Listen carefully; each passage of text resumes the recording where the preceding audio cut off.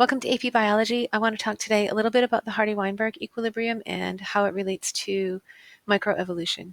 So microevolution is evolution at a short time scale. So you might remember the peppered moth example where these folks, you can see the peppered moth at the top here. Here's a moth, and actually it's kind of hard to see, but there's another one right here, right? And so you would expect the frequency of this one to be higher than the frequency of this one, right? And then after the Industrial Revolution, it's a lot harder to see the darker ones. You can see the lighter ones a lot more easily. So you might expect the frequency of the darker moths to be a lot more common than the frequency of the lighter colored moths. So this is was a really exciting observation because it was one of the first times that scientists could actually see evolution happening in real time. You know, instead of just looking at fossils and saying, oh, look, things have changed over time, they could actually see allele frequencies change from generation to generation over, only 10 or 20 years.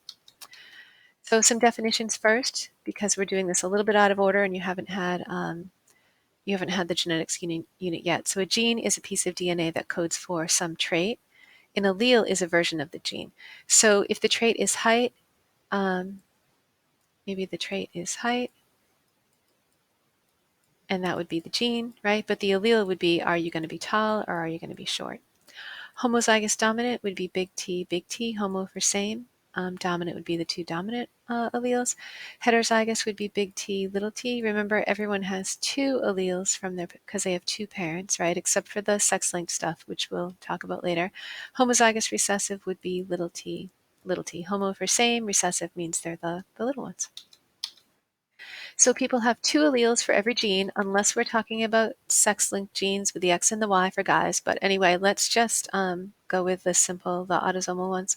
So allele frequency refers to how common a single allele is. So how common is the dominant allele or how common is the recessive allele? That's different than how common is the recessive individual, right? If I want to know how common this allele is, well, some of the alleles are in recessive folks, and some are in heterozygous folks, and there would be none of the little t's in homozygous dominant. So genotype frequency would be how common are these individuals, right? But allele frequency would be how common are the actual single alleles all by themselves, which we wouldn't see, right, in nature individually, because they're always two in somebody, because we're talking about traits that are not on the X chromosome right now or the Y chromosome. So here's just an example. Let's say you have a tiny little population of mice and there are only 5 mice. The frequency of black mice, well, let's say that big B is for black. Whoops, black. And they would have to tell you this in the problem, right? And let's say little b is for brown. Okay, so you have only these 5 mice. And I want to show you this just so you understand the difference between the frequency of a certain mouse by what color it is versus the frequency of an allele. So the frequency of the black mice, well, there's 2 black mice, right? 2 out of, let's see, 5 mice altogether. 2 out of 5, that is 40%, right? And then the frequency of the brown mice, there are 3 brown mice. So let me draw it down here. The frequency of the brown mice would be 3 out of 5, which would be 60%. Okay, so now let's compare that to the alleles. The frequency of the black allele, okay, so that's 1, 2. Okay, there are 2 black alleles. Out of how many alleles do I have altogether? I've got 1, 2, 3, 4, 5, 6, 7, 8, 9, 10. I've got 10 alleles, right? Because with 5 mice, they all have 2 alleles. So 2 out of 10, that's 20%. So 20% is the frequency of the black allele, which is different than 40% for the frequency of the black mice, right?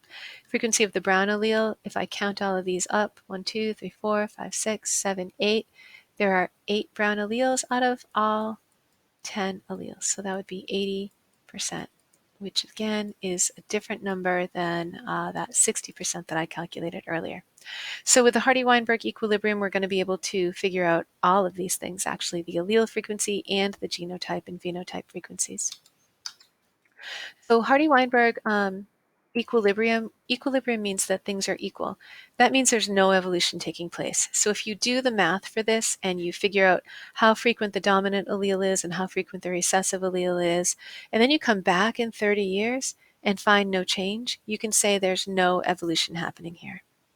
So the assumptions of the Hardy-Weinberg equilibrium are used to show that evolution, if these assumptions are held true, then evolution is not happening. So we assume no natural selection, no new alleles, right? So no new mutation, no migration. It has to be a large population. We'll talk about why later. And it has to be random mating. The girls can't think the boys with a certain trait are better, right? It has to be total random and vice versa. Okay, so I want you to define P as the frequency of the dominant allele and Q as the frequency of the recessive allele. It doesn't really matter if you have them backwards, but because I always do P as dominant, it's going to be easier for you to do that too because you'll be able to check the answer keys. So do P as dominant. Okay, so it would be nice if we can just go out and count up dominant alleles and recessive alleles, but we can't do that because individuals have moms and dads, right? So they have two alleles for each trait. So you can't tell who's homozygous dominant and who's heterozygous. So instead, count up all the recessive individuals and you'll know that that's actually going to be someone who has two recessive alleles. That's going to be Q squared. So here's the idea. Here are the equations. If you count up, let's say for these moths, let's say big B equals the dark moths or the brown moths, right? Let's say that brown is dominant, and let's say that little b is for the white ones or the light colored ones. Now, I don't really know that the big B, I don't really know that these are dominant, but let's just assume it is for this, right? So I'd like to go out and count up all of the brown moths and say that's B, but it's not. These moths right here could be big B, or they could be big B, b, right? And even if I count up all these moths, I know that they're little b, right? But I'm missing all the little bees from the heterozygous moths too, so I can't do that. All I really can do is count up the phenotypes, right? The light colored compared to the dark colored. And then we'll do some math from that. Okay, so think theory here, right? Let's say imagine I could go and find all the moths and imagine I could tell the difference between the heterozygous and the homozygous ones. Then I could count up all the little bees, all the big bees, and, but I can't, okay? But does it make sense that if I count up all the alleles, all the dominant alleles plus all the recessive alleles should equal 100%? That's what this is saying here. All the dominant alleles plus all the recessive alleles equal 100%, or since we're going to do this in decimals, 1 is the biggest number we can get. So then if I take that, if I say P plus Q is 1 and I square that, if I square both sides, try this. Let's erase everything and try that. So if I say P plus Q equals 1, and let's say I square both sides, because I can do that, right? If I do something to one side of the equation and do the same thing to the other, that's legal. So that means P plus Q, if I expand that, it's also times P plus Q, right? And that equals 1 times 1 is 1, so that's still 1. So if I FOIL that, P times P is P squared. That's first. Outer would be P times Q, so that's plus PQ. Inner would be, right, FOIL it, inner would be P times Q, which is plus PQ. And then finally the last, Q times Q, that's Q squared. And that is still going to equal 1. So if I combine like terms, these two are like terms, what I get is P squared, that's this, plus PQ is 2PQ, plus Q squared equals 1. So these are your two formulas that you'll be able to work with.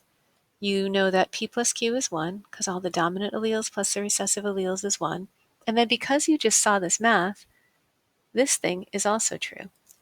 Those are on your formula sheet. You don't have to memorize them. But what you do have to memorize is that, you know how Q we said was the recessive allele, right? So like with the example I'm giving you, Q allele, Q would be the little b's, right?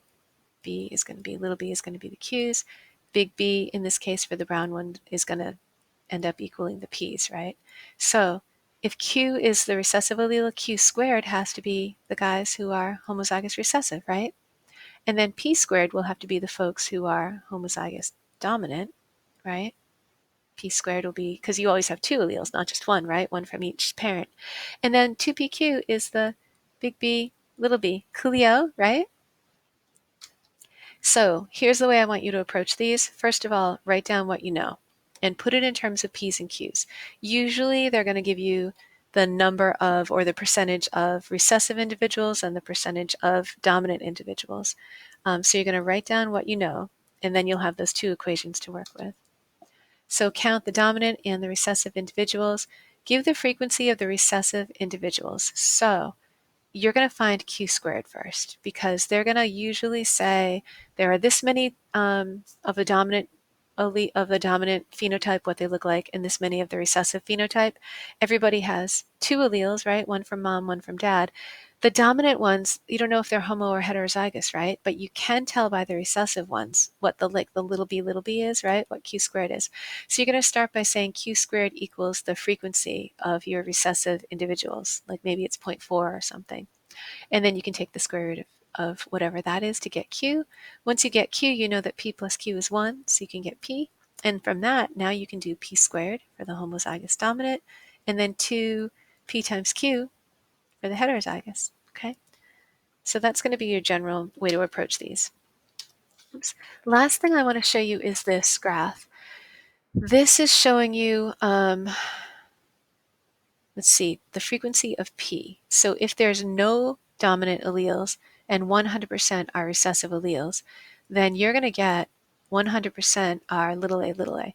So like this is the genotype, and over here are the alleles.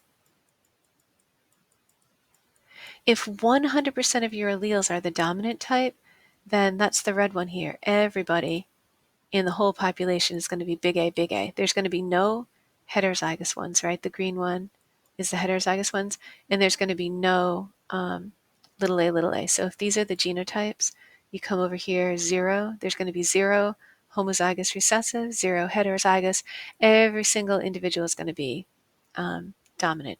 So now let's look at this one. Let's say out there, let's say that half of the alleles are dominant and half of the alleles are recessive in a population.